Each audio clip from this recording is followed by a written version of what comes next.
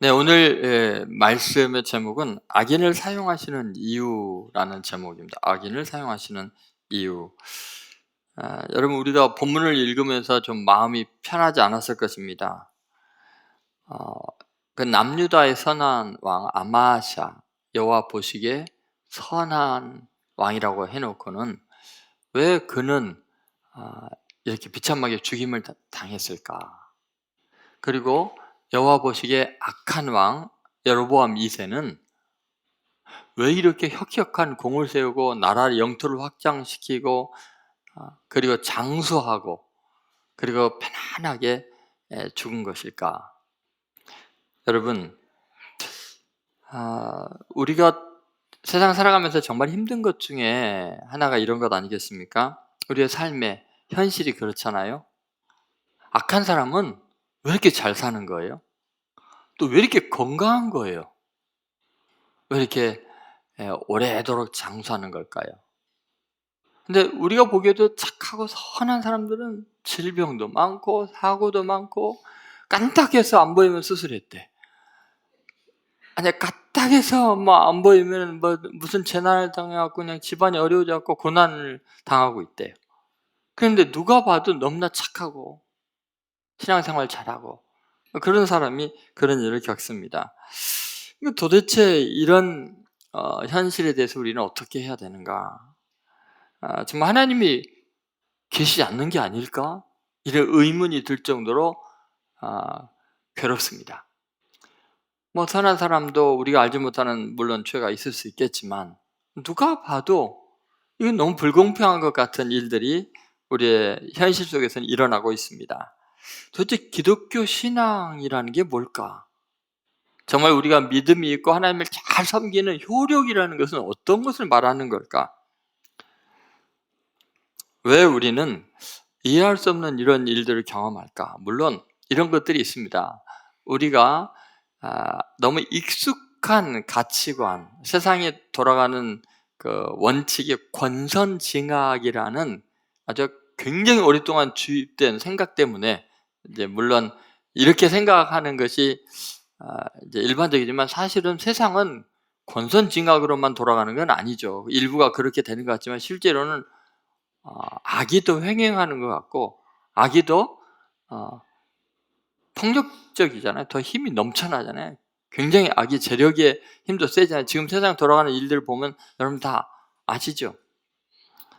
도대체 이걸 어떻게 해결해야 할까?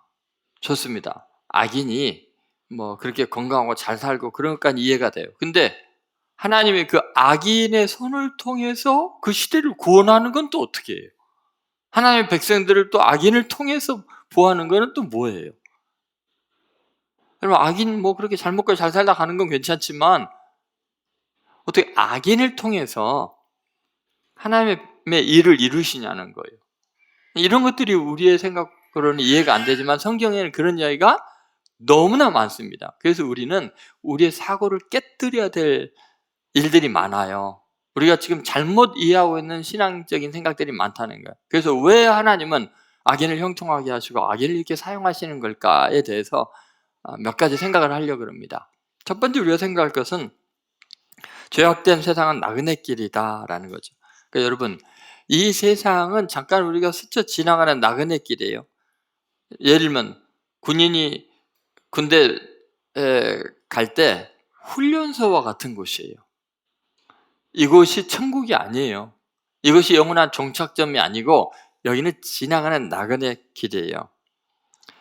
여러분 아마샤 왕에 대한 행적이 사실은 그 앞부분에 나와 있어요. 제가 다음에 기회 되면 또 자세히 한번 말씀 나누겠습니다. 3절에 보니까 아마샤가 여호와 보시기에 정직히 행하였으나, 자 아마샤라는 사람은 하나님 보시기에 어떤 사람이에요? 정직히 행하였으나 그의 조상 다윗과는 같지 아니하였으며, 다윗 정도로 훌륭하지는 않지만 하나님 보시기에 그래도 훌륭했다.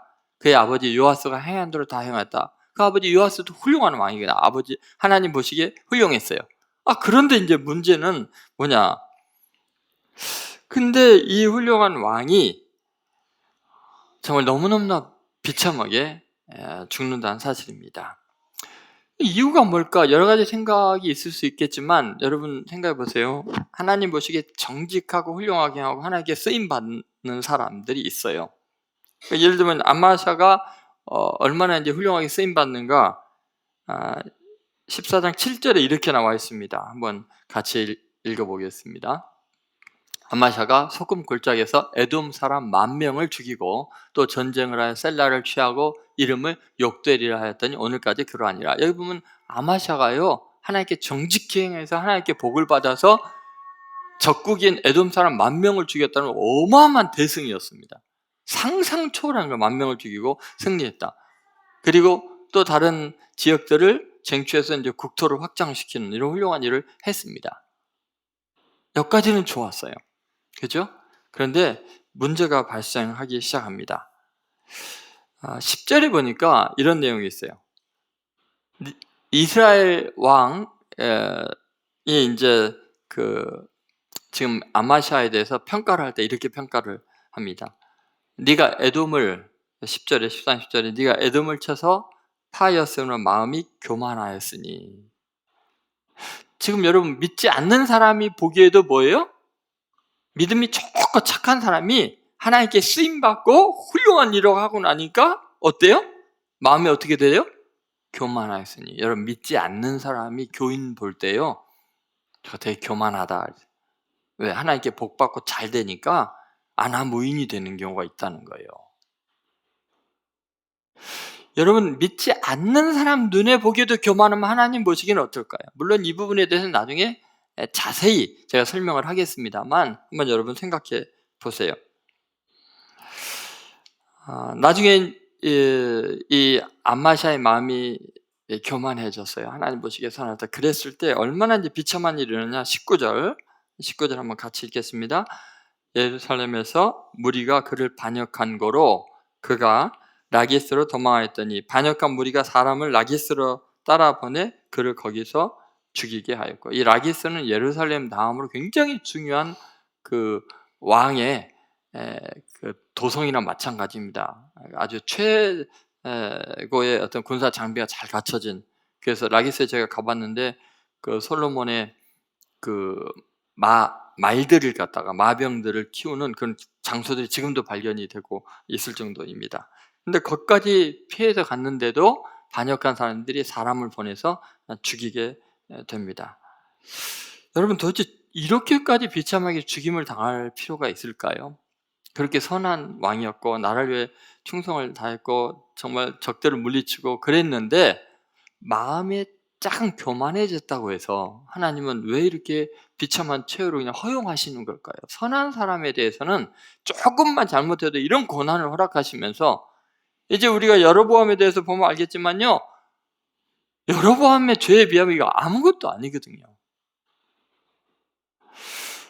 왜 그럴까요? 이것은요 우리에게 이 세상에서의 삶에 대한 관점의 전환을 요청하고 있는 거예요. 여러분 우리는 이 세상의 삶을 어떤 관점으로 보고 있습니까?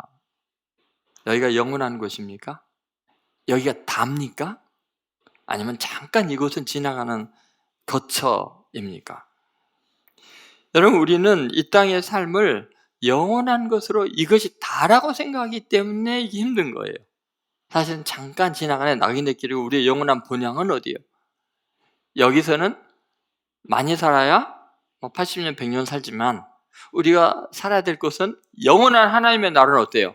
1000년, 만년이 아니에요. 그죠? 영원한 나라예요. 그럼 여기에서의 어떤 결론이 다가 아니고 정말 저쪽에서의 문제예요. 여러분 이 세상에 대해서 어떤 시각으로 바라보고 있는가 한번 생각해 보면은 세례 요한은 이렇게 이야기를 해요. 세례 요한이 이 세상에 대한 평가를 할 때 어떻게 말했죠? 세상 죄를 지고 가는 하나님의 어린 양, 세상을 죄로 규정을 했죠. 예수님은 뭐라고 그랬어요? 회개하라, 천국에 가까웠느니라. 그러니까 회개해야 되는 것이에요. 다시 말해서 성경적인 관점에서 이 세상은 지금 악이 횡행한 곳이고 병든 곳이고 이거 지금 개혁해야 되고 철저하게 회개하지 않으면 망하는 곳이에요. 그러니까 세상에서 잘 되는 것은 오히려 세상에서 더 타락한 것이 될 수도 있어요. 여러분 병든 곳에서 1등하면 가장 크게 병든 사람이죠. 그죠? 병원에서 암 환자 중에서 내가 1등이야. 가장 암이 심한 거예요. 그런데 그 세상에서 계속 1등 하려고 그러잖아요. 여러분, 우리는 이 세상에 대해서 한번 다시 잘 생각해 봐야 합니다. 정상으로 돌아가고 있는 것이 아닙니다. 악이 횡행하고 공중의 권세자가 지배하고 힘없는 자들은 힘 있는 자들에게 사정없이 괴롭힘을 당하고 많이 가진 자는 없는 자들을 더 탈취하고 간간히 하나님의 은혜로 선한 사람들이 나오기도 하지만 너무나 많이 악한 사람들이 지배하고 힘을 쓰는 곳이 이 세상입니다. 그래서 이 세상에 마음을 두지 말라는 거예요. 이 세상에 조금도 미련을 갖지 말라는 거예요. 그런데 우리는 이 세상이 다라고 생각하고 여기에 온전히 헌신하니까 이 세상에서 조금 안 되고 병들고 어려움을 겪으면 하나님 날 버리셨나라고 생각을 해요. 근데 나중에 말씀을 나누겠습니다만 오히려 이 세상이 너무나 편안하고 이 세상이 다라고 생각하는 사람이 가장 불쌍한 사람입니다. 왜냐하면 이 세상에서만 누리고 영혼이 없기 때문에, 영혼이 저주를 받기 때문에 그런 거죠.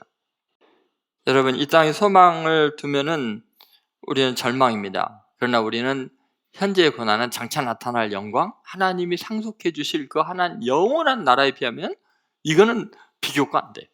그래서 여러분, 그리스도인이 된다는 것은 이 땅에 소망을 두는 게 아니라 하나님의 자녀로서 하나님 나라에 궁극적인 소망을 두는 사람이다.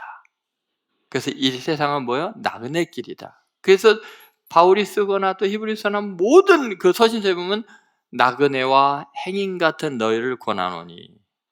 근데 지금 그리스도인들이 어때요? 여러분이 마음에 어때요? 나그네와 행인 같이 생각합니까?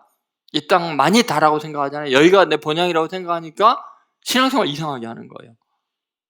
다시 한번 악인이 횡행하고 악인이 잘 되는 이 세상은 우리는 그냥 스쳐 지나가는 곳이다. 저렇게 잘 살구나. 어차피 영원한 나라 못 갈 테니까 이 땅에서라도 그래 그렇게 잘 살아라. 그리고 웃으면서 넘어갈 일이지. 배 아파하고 부러워하면은 진 겁니다. 그죠? 부러워하면 진 거예요.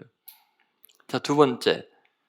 왜 악인이 이렇게 잘 되고 하나님이 사용하시는가?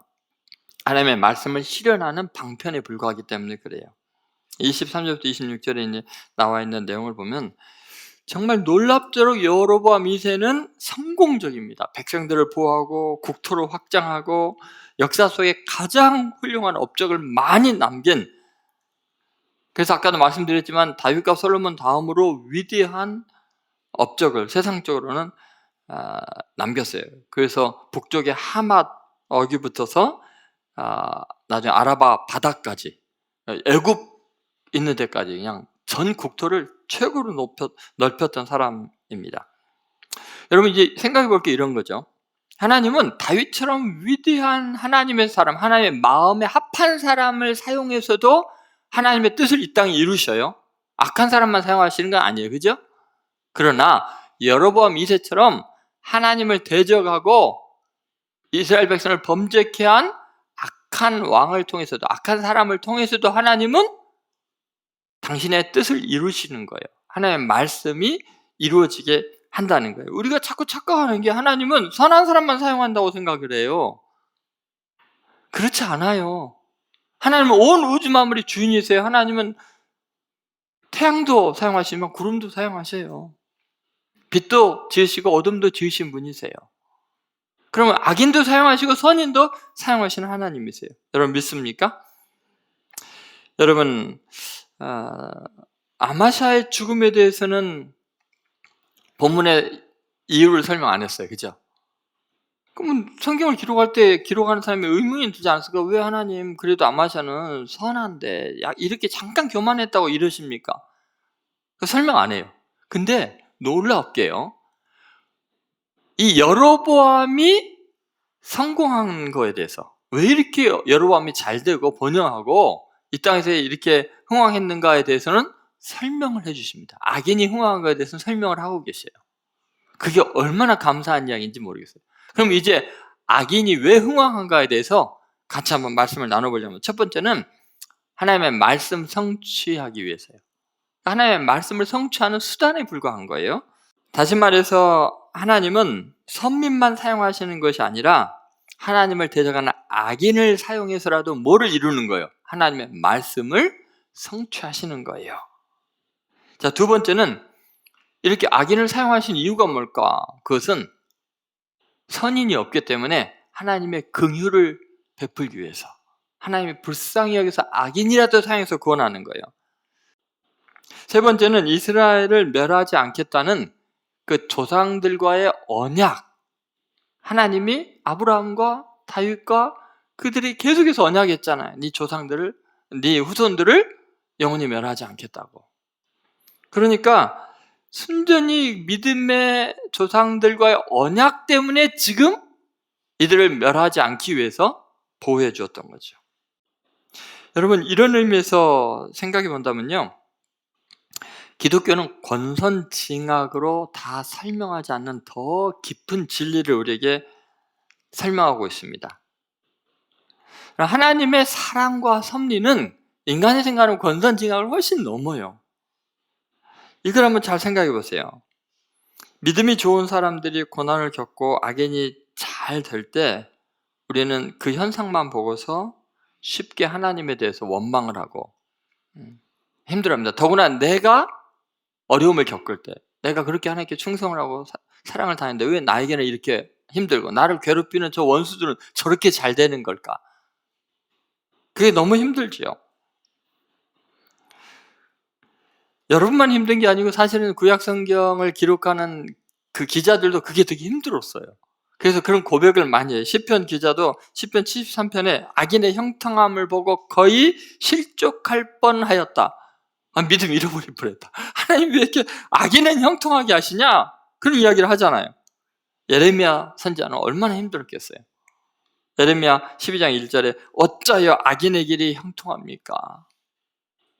선지자도 이해가 안 갔어요.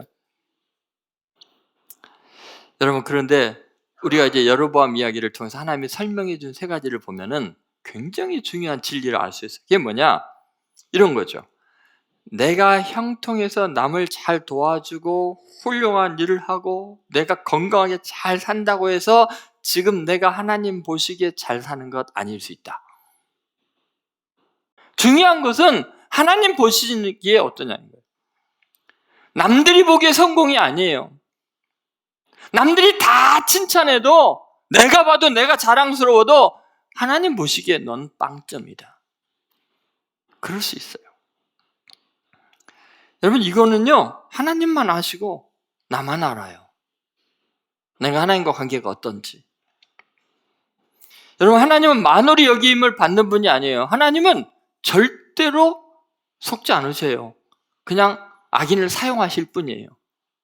다른 사람 도와주기 위해서, 불쌍히 여기기 위해서. 여로보암의 모습이 그걸 잘 보여주고 있는 거예요. 하나님 보시기에 악하였고 백성들을 다 타락시키고 있는데 하나님이 그를 사용해서 나라를 지키고 큰 일을 행하고 장수하다가 장장 왕위를 41년 동안이나 하고 악을 행하고 죽었어요. 가장 불쌍한 사람 아니에요. 그것이 얼마나 비참하고 불쌍한 이야기인가. 제가 이제 세 번째 마지막을 할까 말까 고민을 하고 있습니다. 짤막이라도 그냥 짤막하게라도 해야겠어요. 그죠? 네. 왜냐면 좀 뭔가 찝찝해.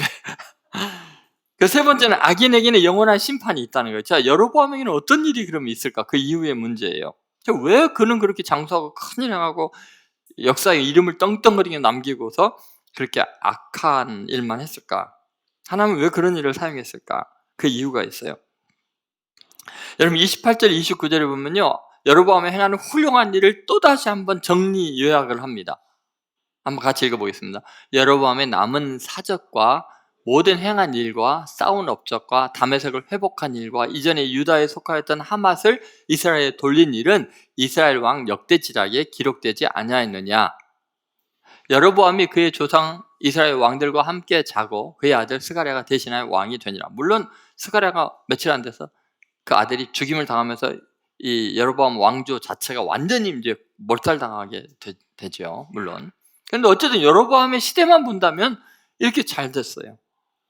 여러분, 하나님을 대적하고 악한 왕 여로보암이 이스라엘을 위해서 이렇게 큰 일을 해하고 업적을 남기고 왜 이렇게 악인이 잘 될까요? 어떻게 싸울 때마다 승리를 하고 이렇게 완벽하게 대적할 사람이 없을 만큼 훌륭한 삶을 살았을까요? 여러분, 이게 저주입니다. 여러분은요, 기도할 필요가 없어요. 하나님을 찾을 이유가 없어요. 다 이기는데 뭐, 너무 부유한데 뭐, 대적자가 없는데 뭐, 자기 힘만으로 충분합니다. 이 세상이 부귀영화 누리기도 바쁩니다. 언제 하늘을 쳐다보겠습니까? 죄 지을 거리가 너무 많은데, 즐길 게 너무 많은데 누가 감히 대적을 합니까? 하나님의 도움이 왜 필요하겠습니까? 모든 영광과 승리를 이 땅에서 맛보기 때문에 전혀 자기의 죄에 대해서 깨닫지를 못합니다. 누구나 죄 지적 못합니다. 자기가 형통하니까 완전하다고 착각을 합니다.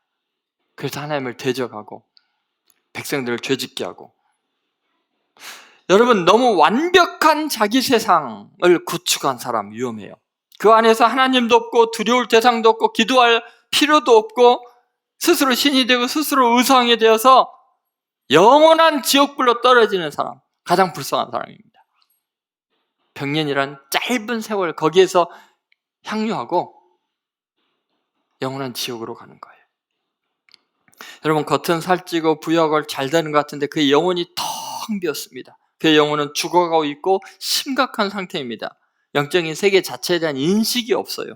이 세상이 너무 잘 되니까, 너무 행복하니까 그분이 하나님에 대한 의식 자체가 없습니다. 하나님? 까불지 마. 그렇게 말할 수 있는 사람이에요. 그죠? 왜? 다 자기를 떠받들고 있으니까. 대단히 위험합니다. 여러분, 어쩌면 우리는 이 땅에서 자유로운 삶, 건강한 삶, 성공이 하늘을 바라볼 시간이 없게 합니다. 치명적인 약점이고 저주받은 상황이 바로 이런 상황이라고 저는 생각합니다. 아니, 제 생각이 아니고 성경의 기록입니다. 여러분, 세상 사람들이 부러워하고 존경하지만 여러보암은 하나님 나라 관점에서 보면 빵점입니다. 낙제입니다. 실패 정도가 아니라 저주받은 사람입니다. 부자 청년이 그랬죠. 관원이면서 부자이면서 청년이면서 율법으로 흠이 없었고 종교적인 사람. 그런데 슬피 울며 돌아갔습니다. 그래서 여러분, 기독교 신앙은 세속적인 부귀 영광을 성공이라고 말하지 않습니다. 그게 전부라고 말하지 않습니다. 하나님이 주신 은혜로 장수하고 잘 되는 것 때문에 하나님을 잊어버린다면 오히려 그것이 저주입니다. 깨어 기도해야 됩니다. 기도 안 해도 잘 사는 상태라면 지금 위험합니다. 하나님 앞에 울며 회개하고 죄 전에 나와서 발버둥 치고 하나님만이 내 소망이라고, 하늘에서도 땅에서도 나의 사모할자 주님밖에 없다고 고백한다면 그 아픔과 고통과 절망과 외로움과 배신 때문에 하나님을 의지하고 하나님밖에는 바랄 리가 없다고 생각한다면 그것처럼 복받은 사람이 어디 있겠습니까? 그 고백을 다윗이 한 것 아닙니까? 그래서 저는 가끔가다 우리 교우들을 보면 정말 훌륭하다는 생각이 들 때가 있습니다. 이 땅에서 피할 수 없는 십자가를 지면서 그 고난을 겪으면서도 하나님께 소망을 두고 기도하고 이해할 수 없는, 감당하기 힘든 고난을 계속 겪으면서도 죄 전에 나와서 하나님을 사랑하고 영혼의 소망을 두는 사람들, 하나님이 반드시 본인이 아니면 그 후손에게라도 복을 주실 줄로 믿습니다.